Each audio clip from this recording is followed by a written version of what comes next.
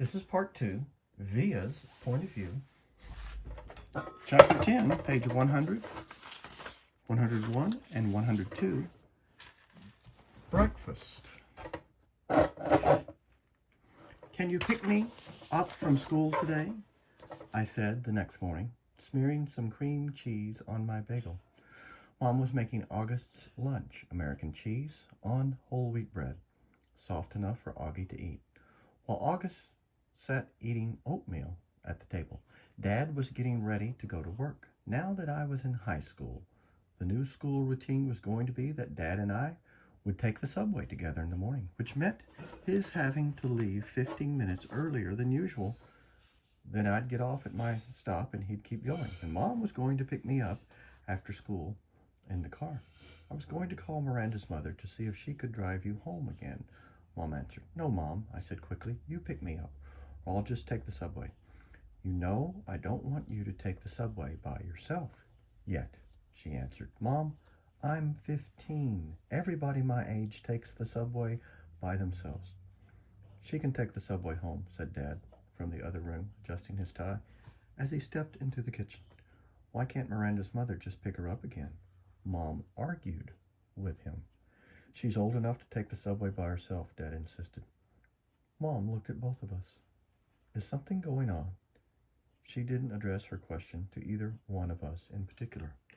You should know if you had come back to check on me. You would know if you had come back to check on me, I said spitefully, like you said you would. Oh, God, Via, said Mom, remembering now how she had completely ditched me last night. She put down the knife she was using to cut Augie's grapes in half, still a choking hazard for him because of the size of his palate. I am so sorry. I fell asleep in Augie's room. By the time I woke up, I know, I nodded indifferently. Mom came over, put her hands on my cheeks, and lifted my face to look at hers. I'm really, really sorry, she whispered. I could tell she was.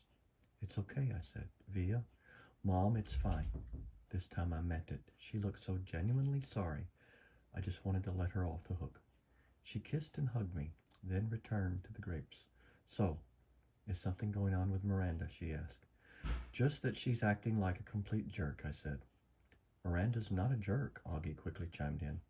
She can be, I yelled. Believe me. Okay then, I'll pick you up, no problem, Mom said decisively, sweeping the half grapes into a snack bag with the side of her knife. That was the plan all along anyway. I'll pick Augie up from school in the car, and then we'll pick you up. We'll probably get there about 3:45. No, I said firmly, before she'd even finished. Isabel, she can take the subway, said Dad impatiently. She's a big girl now. She's reading War and Peace, for crying out loud. What does War and Peace have to do with anything? Answered Mom, clearly annoyed. Means you don't have to pick her up in the car like she's a little girl, he said sternly. Via, are you ready? Get your bag and let's go. I'm ready, I said, pulling on my backpack. Bye, Mom. Bye, Augie. I kissed them both quickly and headed toward the door. Do you even have a Metro card? Mom said after me. Of course she has a Metro card, answered Dad, fully exasperated. Yeesh, Mama. Stop worrying so much. Bye, he said, kissing her on the cheek. Bye, big boy, he said to Augie, kissing him on the top of his head. I'm proud of you. Have a good day. Bye, Daddy. You too. Dad and I jogged down the stoop stairs and headed down the block. Call me after school before you get on the subway, Mom yelled at me from the window. I didn't even turn around, but waved my hand at her so she'd know I heard her. Dad did turn around, walking backward for a few steps. War and peace, Isabel, he called out, smiling as he pointed at me. War and peace.